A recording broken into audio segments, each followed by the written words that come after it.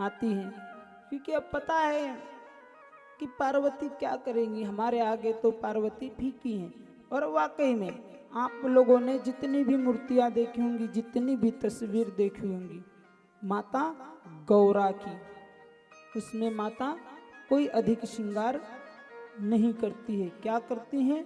सिर्फ अपने स्वाग श्रृंगार ही करी हुई नजर आती हैं।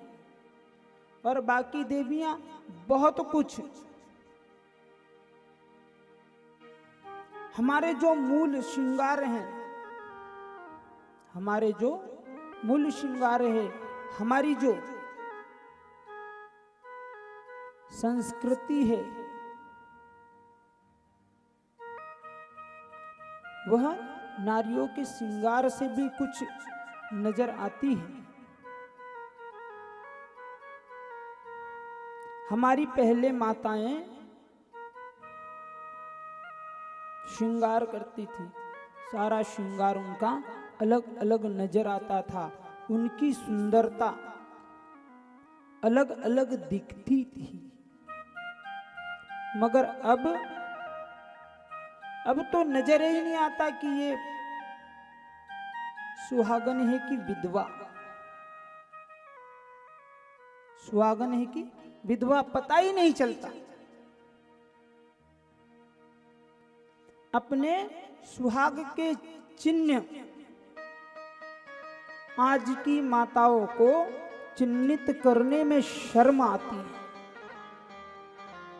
क्यों भला?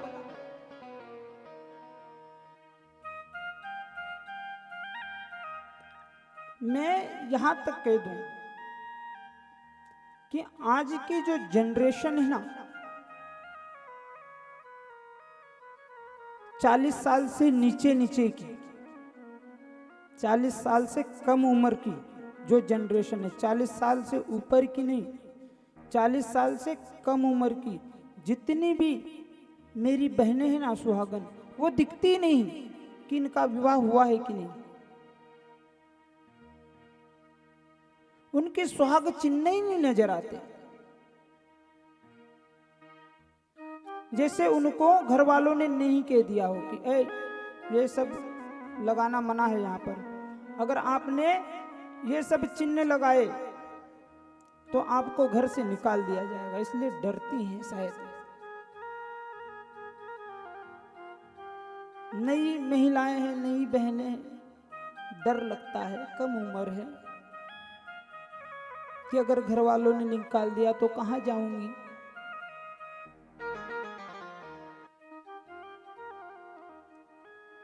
उन बहनों को तो ये भी नहीं पता, सिर्फ उन लोगों ने कहावत में सुना है कि 16 श्रृंगार होते हैं। मुझे उन 16 श्रृंगारों के नाम कोई बता सकता है? 40 साल के नीचे वाली बहनें, 40 साल के ऊपर वाली नहीं।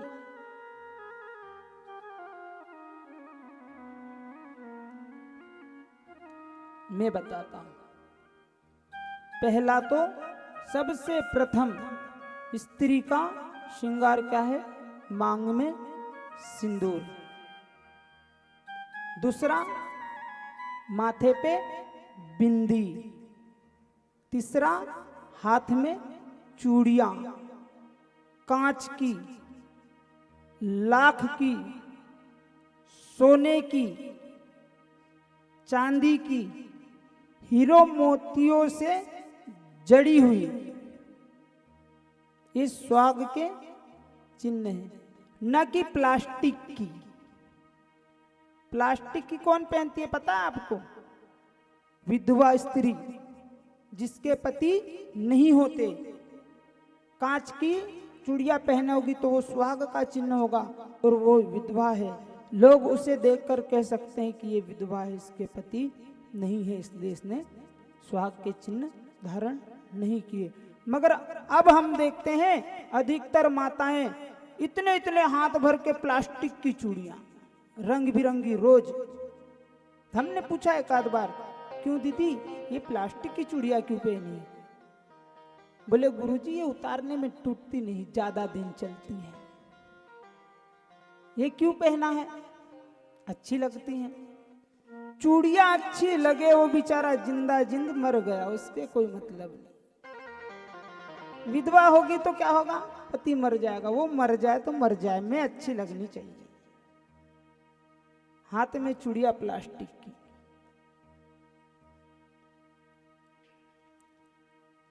फिर चौथा क्या है, पैर में पायल, पैजप। लाभ भी है इसके पायल के। पायल क्यों पहनते हैं पता आप लोगों को? एक तो पहले कि पैर अच्छे दिखते हैं, सुंदर दिखते हैं। सुंदरता के साथ पायल, जिस घर में घर की गृहिणी के पैर में पायल हो, कौन सी? घुंघरू वाली, जो छुन छुन छुन छुन करती है ना, वो वाली। नहीं, पहले माताओं के देख लेना, पैर में वही छुन छुन वाली ही पायल होती थी। ये अब जैसे नहीं, अब तो पता ही नहीं चलता इसने पायल पहनी है कि क्या वो धागा बांध रखा है पैर में, पता नहीं चलता। वो भी पायल कैसी हो? चांदी की, वो भी चांदी की, अन्य धातुओं की नहीं। चांदी के अलावा अन्य धातुओं की नहीं, क्योंकि चांदी में लक्ष्मी का वास है। चांदी में लक्ष्मी का वास है।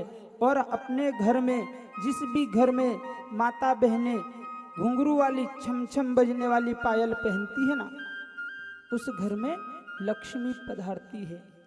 उस घर में कोई भी अलाय बलाय, बुरी दृष्टि, कोई पॉजिटिव एनर्जी, नेगेटिव एनर्जी नहीं आती घर में। पॉजिटिव एनर्जी आती है, अच्छी शक्तियां घर में आती है, बुरी शक्तियां बाहर जाती है। आप लोगों को पता है कि पहले जब बैलगाड़ी चलते थे, बैलगाड़ी चलते थे ना, बैलगाड़ी, पहले मोटरसाइकिल, कार, ये सब चीजें नहीं थी। आपके दादा, कई माताओं के पिताजी, कईयों के घर तो बैलगाड़ी से बारात भी आई होगी। अभी ये माताएं जो बैठी है, इनमें से बैलगाड़ी चलती थी। तो पता है कि बैलों को घुंघरू बांधते थे, घुंघरू, बैलों के गले में घुंघरू बांधते थे, बैलों के गले में घंटियां बांधते थे। क्यों बांधते थे? कि बैल चले तो अच्छा लगे, इसलिए नहीं। वो घुंघरू की आवाज से यदि कोई रास्ते में नेगेटिव एनर्जी हो, कोई अलाय बलाय हो, तो दूर भाग जाए। भगवान के यहाँ हम घंटी बजाते हैं, तो क्यों बजाते हैं? कि आओ भगवान, भोग लगाओ। घंटी बजाते हैं, आओ भगवान यहाँ पधारो, हम आपकी आरती कर रहे हैं। मतलब पॉजिटिव एनर्जी का संचार होता है। तो पायल कौन सी पहने? घुंघरू वाली, न कि ये दोरे ओले वाली कोई सी भी पहन लो, इससे कोई मतलब नहीं। ये न पहनने से न पहनना अच्छा है, मगर बचती है ना, अच्छा नहीं लगता। आजकल सबको शांति पसंद है। अगर बजे तो डीजे, बस बजे तो डीजे। किसी कवि ने खूब कहा है, रामचंद्र कह गए सिया से, ऐसा कलयुग आएगा, शोर शराबा सबको भावे, राम नाम ना भावेगा। तो अच्छी चीजें किसी को पसंद नहीं होती। कलयुग में सिर्फ और सिर्फ बेबी को बेस पसंद है। समझ में आए या न आए, बस बेबी को बेस पसंद है, शोर शराबा पसंद है, बस। उसका कोई तात्पर्य नहीं है।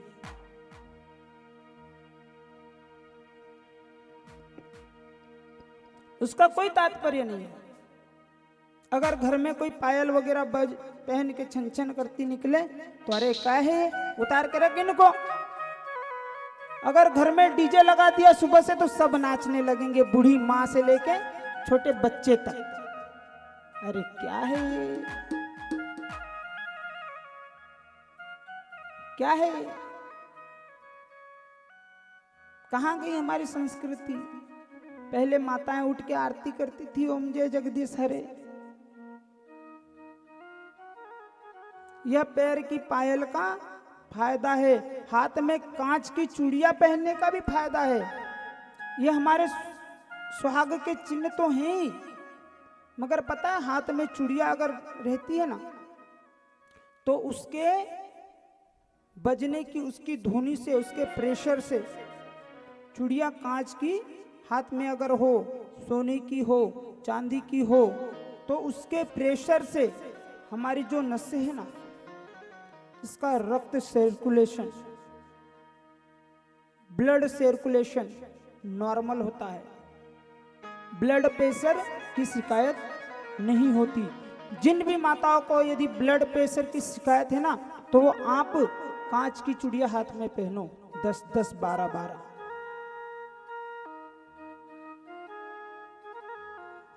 जो विधवा माताएं हैं वो चांदी की चूड़ियां पहनो, हाथ में 3-3, 4-4, वजन लगे, पतली, ज्यादा मोटी भी नहीं, नहीं तो मरने के बाद तुम्हारे बेटे तुम्हारा हाथ काट लेंगे कि निकल नहीं रही है बुढ़िया, जल्दी निकालो। पतली थोड़ी, इससे ब्लड सर्कुलेशन अच्छा होता है। गले में मंगलसूत्र सोने का बड़ा लटकने वाला दिखना चाहिए। गले में मंगलसूत्र पहने तो वह छाती तक आना चाहिए, उसका भी एक अपना महत्व है। स्त्री का सौभाग्य चिन्ह तो है ही, मगर उसका वैज्ञानिक कारण भी है कि वो हमारे माताओं के हृदय तक आता है। हृदय तक आता है तो हृदय शक्ति, सहन शक्ति उससे बढ़ती है। देखना आप कभी भी आपके घर में कवारी बेटी हो, उसको आप कहना कैसे आग की तरह, बिजली की तरह एकदम बिल्कुल पूरे घर में चमकने लगती है। मगर आप देखना जो घर में बहू है उसको आप कह दो थोड़ा सुन ही लेगी वो। ये एक अलग बात है कि अंदर जाके बुट बुट करे, मानो आपके सामने तो ऐसी बहू बोलेगी नहीं। सास को देखना, जो भी विवाहित महिलाएं जो यहाँ तक मंगलसूत्र वगैरह पहनती है उनमें सहनशीलता रहती है, गंभीर रहती है। और जो छोटा छोटा पहनती है ना, आप देख लेना उनको, कभी थोड़ी सी बात कहना, वो देखना आपको किस प्रकार जवाब देती है। आपका शब्द नीचे गिर नहीं सकता। क्यों? क्योंकि सहनशीलता नहीं है।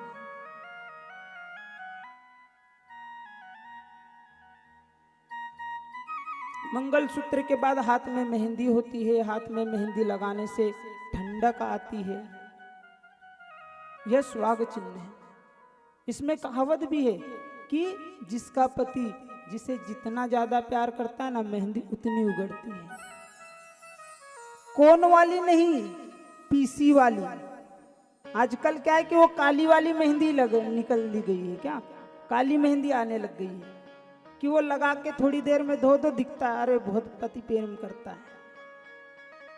भले पति घर पे रोज वो काली मेहंदी है, उसमें रंग पता नहीं चलता, वो घिसी हुई देसी मेहंदी जिसको कहते हैं। वो एक तो ठंडक देती है हाथ में, और सुहाग के चिन्ह भी है। काजल आंखों की रक्षा करते हैं, धूल मिट्टी से आंखों के लिए अच्छा है। जो काजल लगाते हैं उनके आंखों की रोशनी खराब नहीं होती। मगर आजकल काजल की जगह वो पता नहीं क्या केमिकल का मार्कर आ गया है, पेंसिल लिखने वाला मार्कर लगा लेते हैं, उससे आंखें खराब होती है, फिर मोटे मोटे चश्मे लगने लग जाते हैं। और फिर आते हैं गुरुजी सर दर्द करते रहता है हमेशा, हमेशा सर दर्द होते रहता है, हेड पेन। डॉक्टरों को दिखाया, खूब दिखाया, अब डॉक्टर क्या देखेंगे बेचारे। वो तो कहते हैं रोज आओ, डॉक्टर लगाता है अगरबत्ती, वो कहता है रोज अधिक से अधिक मरीज जाए। भगवान कम नहीं होना चाहिए, रोज अधिक से अधिक आए। मगर काजल लगाने से माताएं आंखों की रोशनी अच्छी होती है, क्योंकि काजल कपूर का बनता है, कपूर और घी का। घी कपूर, कपूर कौन सी? डायरेक्ट कपूर पीस के नहीं डालना है, कपूर जलाना है घी में मिलाकर। घी में कपूर डाल दो, गौ माता के घी में, और उसे तिली दिखा दो, और फिर उसमें से जो धुआं निकलता है ना, वो काजल से ही रहता है। किसी का अगर आंखों में जाले भी आ जाते हैं ना, आंखों में जाले आ जाते हैं बुढ़ापे में, कई माताएं आजकल ऑपरेशन वगैरह करवाती हैं, भाई कई ऑपरेशन वगैरह करवाते हैं, मेरे बुजुर्ग भी। उनके लिए एक ये विशेष औषधि है, समझ लीजिएगा, कि कपूर और गाय का घी, उसे जला दो, कपूर थोड़ा अधिक लो और किसी भी बर्तन को ऐसा रख दो, उस पे काला काला काजल थर जम जाएगा। फिर उस थर को निकाल कर किसी डब्बे में, बर्तन में, और उसमें थोड़ा सा गाय का शुद्ध घी मिला करके, और उसे फिर सालन बनाकर काजल बनाओ और उसे आंख में लगाओ। आपको कह रहा हूँ, यदि आपको कम दिखता होगा ना, आपकी आंखों पे जाले चढ़ गए होंगे, तो आपको ऑपरेशन कराने की आवश्यकता नहीं है। आंखों के जाले 4-8 दिन में अपने आप कटने लगेंगे।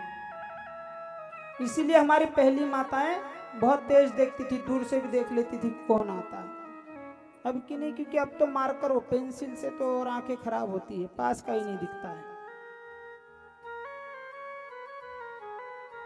गजरा, यह भी एक सौभाग्य की निशानी है, श्रृंगार है, मगर आजकल तो कोई गजरा नहीं लगाता, शर्म आती है। चलो ठीक है, कोई बात नहीं। लाल जोड़ा, यह भी एक सुहाग की निशानी है।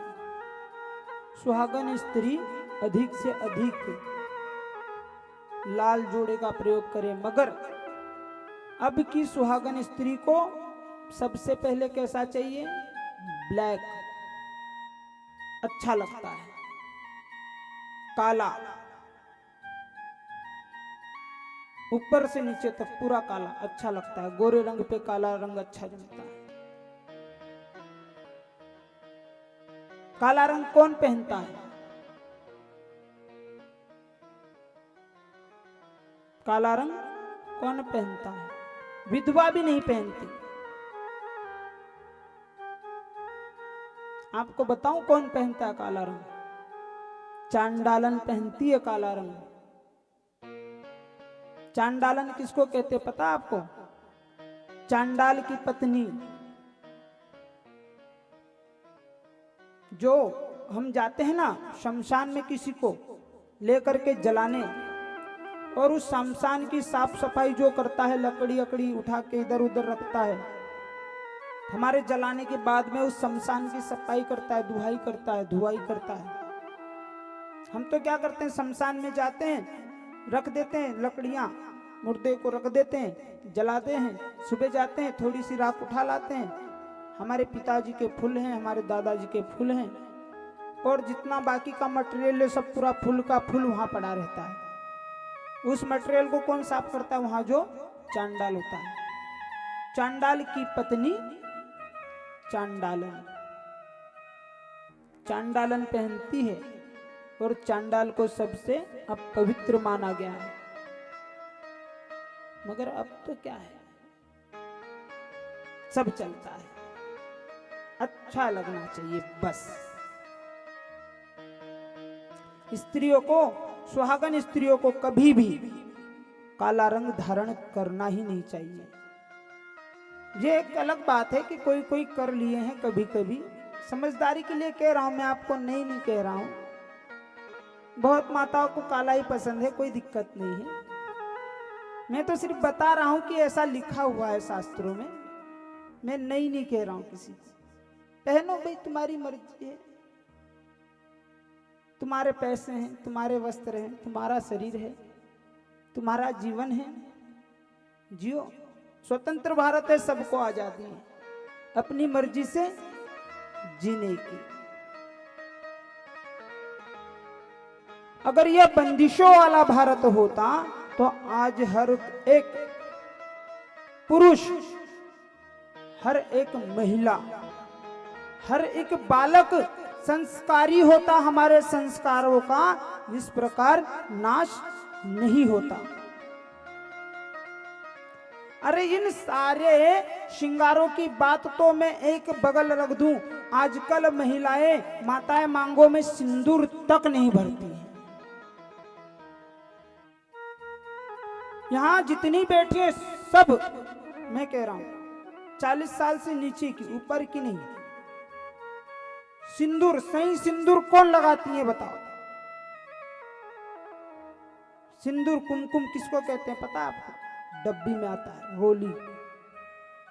आजकल तो ऑलरेडी वो पता नहीं क्या वो गिलासा रहता है, क्या गंदा सा, बस लगा लेती है। वो भी कितना, दिखना नहीं चाहिए, थोड़ा सा। उसके पति को ही नहीं दिखता कि मेरी पत्नी ने श्रृंगार किया है, दूसरे की तो दूर की बात है। क्यों? ऑफिस में लगना नहीं चाहिए कि शादीशुदा है। अरे जब लगना नहीं चाहिए तो किया क्यों?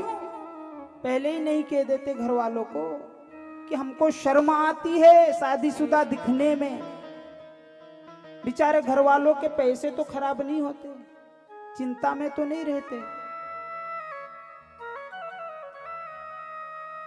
सरकार सुहाग के सूचक तो हैं, हमारे स्वास्थ्य के लिए, खुद माताओं के, स्त्रियों के सेहत के लिए भी इनका कुछ ना कुछ, ये जितनी चीजें है ना, पहले ये सब देवियां होती थी, ये सब करती थी श्रृंगार, इनका कोई ना कोई महत्व है। इसलिए हमारे बुजुर्गों ने, हमारी माताओं ने, हमारी देवियों ने इन्हें धारण किया है।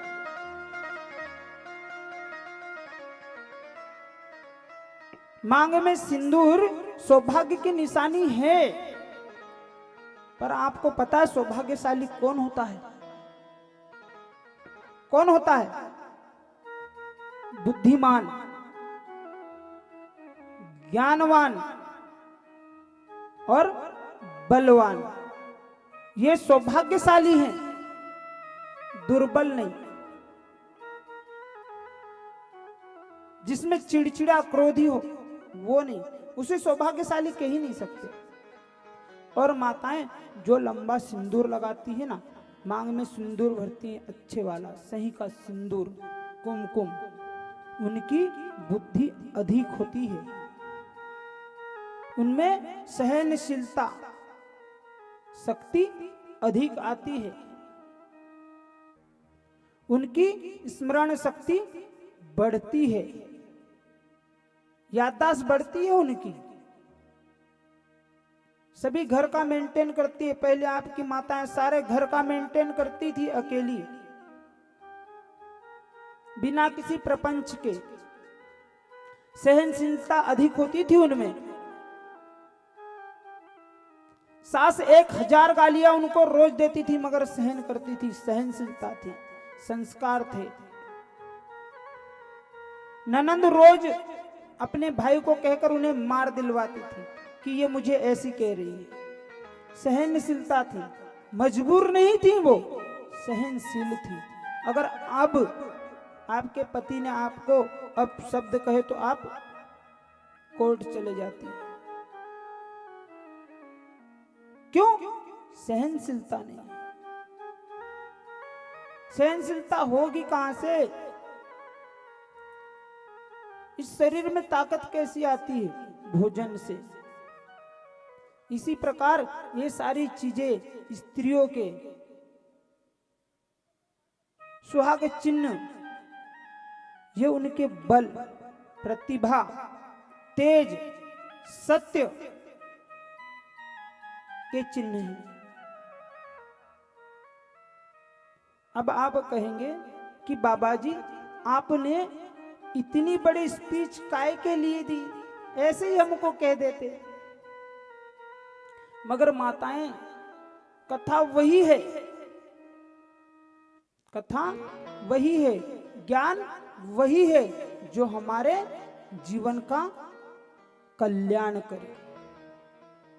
सिर्फ भगवान शिव का चरित्र गाना, भगवान शिव का सिर्फ और सिर्फ चरित्र सुनना,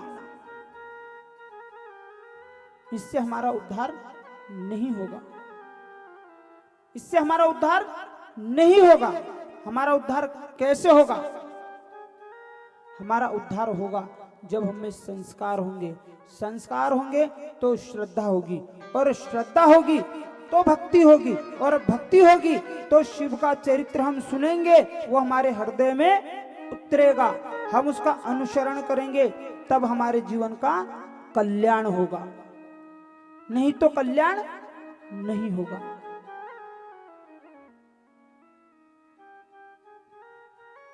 तो माता लक्ष्मी 16 श्रृंगार कर पहुंची पार्वती जी के यहां। देखा, अरे सोने की लंका, अरे पार्वती इतनी सुंदर लंका, ये तो हमारे वैकुंठ से भी अधिक शोभा दे रही है। ब्रह्माणी इन्होंने सबने देखा। रावण ने गृह प्रवेश करवाया, पूजन करवाया, फिर माता जी ने कहा कि पुत्र, आज के दिन तुम हमारे पुत्र नहीं हो। माता जी कैसी बात कर रही है, मैं तो आपका पुत्र सदा था और हूं। नहीं नहीं, आज आप हमारे पुत्र नहीं हो। ठीक है माता जी, आप नहीं कह रही है तो नहीं है, क्या है फिर? आज के दिन तुम हमारे पुरोहित हो। तो माता जी सो तो कर्म है, पुरोहित अपने यजमान से दक्षिणा प्राप्त करे तभी यजमान का कार्य पूर्ण होता है। रावण कहे, नहीं नहीं माता जी, ठीक है, अपना घर है, आप हमारे पिता, आप हमारी माँ, भोलेनाथ हमारे पिता। और कोई बालक अपने माता पिताओं से कुछ लेता है क्या? नहीं नहीं माता जी, रहने दो। नहीं नहीं पुत्र, तुम मांग लो, आज आप, तुम्हें हम देंगे, आप हमारे पुरोहित हो, और पुरोहित को यजमान हमेशा देता है।